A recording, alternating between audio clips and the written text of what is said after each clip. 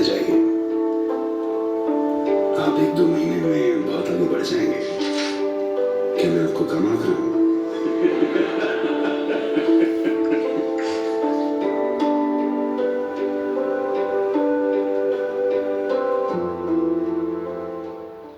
एक औरत खचाखच भरी एक कसाई की दुकान में गई। उसने वहां दर्जनों तैयार मुर्गे लटके हुए देखे। वो उनके पास गई, एक टांग उठाई और सूंघी, दूसरी टांग उठाई और सूंघी, एक पंख उठाया और सूंघा। कुछ ऐसे वो एक के बाद एक चिकन को परखने लगी। फिर कसाई आया, उसके कंधे पर थपकी दी और बोला, मैडम, क्या आप खुद ऐसा टेस्ट पास कर पाएंगी?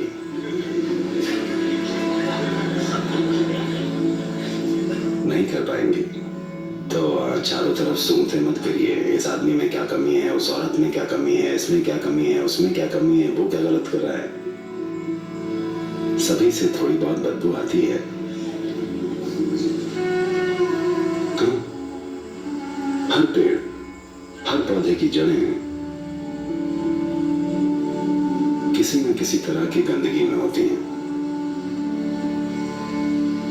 सवाल बस ये है कि क्या वो खुशबू वाले फूल देता है? सवाल बस इतना ही है।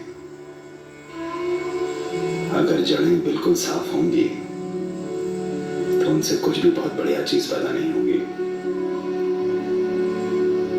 क्या हम रूपांतरण की प्रक्रिया से गुजर रहे हैं क्योंकि यही जीवन का स्वभाव है? क्या हम एक निरंतर रूपांतरण की प्रक्रिया है क्योंकि हर चीज है? धरती की हर दूसरी चीज लगातार रूपांतरण के प्रोसेस में है। क्या आप खुद एक रूपांतरण की प्रक्रिया हैं? ये एक बड़ा सवाल है। अगर इस सवाल के जवाब में आप एक बड़ी हाँ हैं तो बाकी कोई चीज मायने नहीं रखती। अगर आप एक ही जगह में अटके पड़े हैं, हर रोज किसी न किसी चीज में उलझे रहते हैं और खुद को धोखा देने वाले कारण ढूंढते रहते हैं कि आप क्यों अटके पड़े हैं, तब आपसे कोई उम्मीद नहीं बची है। आप इस धरती पर समय की बर्बादी हैं। जब मैं कहता हूं समय की बर्बादी, मेरा मतलब है जीवन की बर्बादी, क्योंकि आपका जीवन बस समय है। कोई और जीव जी लेता। एक भूले भटके इंसान से तो अच्छा होता कि एक टिड्डा खुशी खुशी उछल कूद लेता। अगर आप दूसरे हर प्राणी से कुछ बेहतर नहीं कर पा रहे हैं तो जीवन सार्थक नहीं है, क्योंकि हमारा जीवन बहुत महंगा है। हाँ या नहीं? हम बहुत महंगे प्राणी हैं, हर मामले में महंगे। खाने के लिए, सोने के लिए, चलने के लिए हमें कितनी व्यवस्थाएं चाहिए होती हैं। हाँ या नहीं? चप्पल जूते से लेकर कपड़ों तक, इमारतों से लेकर कितनी व्यवस्थाएं चाहिए होती हैं। मुझे जंगल में कोई किचन नहीं दिखता और उन्हें भरपेट खाना मिलता है। ना ही कभी अपने हाथी को जूते पहनकर घूमते देखा है। ये बहुत महंगा जीवन है। इतना खर्च होने के बाद इसे कुछ बेहतर करना चाहिए, दूसरे सारे प्राणियों से बेहतर कुछ काम। हमने एक प्रजाति के रूप में, मानव जाति के रूप में कई बुरी चीजें की हैं, कई अद्भुत चीजें भी की हैं,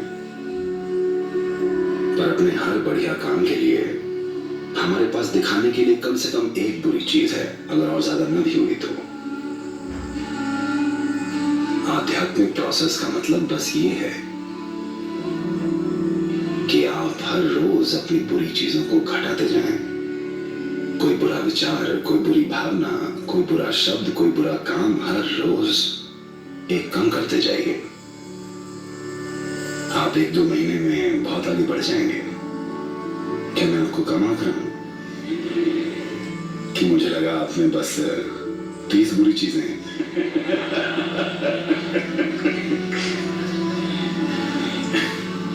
इंसान की सबसे बुरी बात यह है कि they're so busy with their own stuff, the pain and suffering and what other life is going through. वो अपनी ही चीजों में इतने बिजी हैं, उनको दूसरे प्राणियों का दर्द, उनकी तकलीफ और कुछ भी महसूस नहीं होती। संवेदनशील नहीं है। संवेदनशील न होना सबसे भयानक अपराध है, क्योंकि अगर हम संवेदनशील होते, अहंकार के प्रति नहीं, जीवन के प्रति, अगर हम जीवन के प्रति संवेदनशील होते तो हर वो चीज जो हम कर पाते वो हम हमेशा करते। जो हम नहीं कर सकते उसको क्या कर सकते हैं? हम नहीं कर सकते बस, पर हम जो कर सकते हैं वो हो जाता है। तो एक सूडानी आदमी माराकेच में एक ऊंटों के बाजार में गया, मोरक्को गया। वो अपना ऊंट बेचने गया तो उसने पाया बाजार में जितने भी ऊंट थे सारे के सारे उसके ऊंट से काफी बड़े थे। तो उसने चारों ओर देखा, हर ऊंट उसके ऊंट से बड़ा था। तब उसने बर्बर आदमी से पूछा, इसने पूछा आपके ऊंट इतने बड़े कैसे हैं और मेरे बमुश्किल आपके ऊंटों के आधे हैं? वो बोला सीधी सी बात है, मैं तुम्हारा ऊंट देख रहा हूं, तुमने इसका नपुंसकीकरण या कैस्ट्रेशन नहीं करवाया है। अगर तुम अपने ऊंट को कैस्ट्रेट करवा दो वो बढ़ जाएगा। उसने पूछा मैं ऐसा कैसे करूं? वो बोला बहुत आसान है, 2 ईंट लो और ऊंट के अंडकोशों को फोड़ डालो और उसके बाद तुम्हारा ऊंट बहुत बड़ा हो जाएगा। क्या इससे दर्द नहीं होगा? उसने पूछा। वो बोला बिल्कुल नहीं, मैं तुमको दिखाता हूं। और वो एक ऊंट लेकर आया, 2 ईंटें ली और अंडकोश फोड़ दिया। ऊंट दर्द से करा उठा और भागा। इस सूडानी आदमी ने पूछा, पर आपने बोला था दर्द नहीं होगा। अरे दर्द सिर्फ तब होता है अगर आपकी उंगली ईंटों के बीच आ जाए।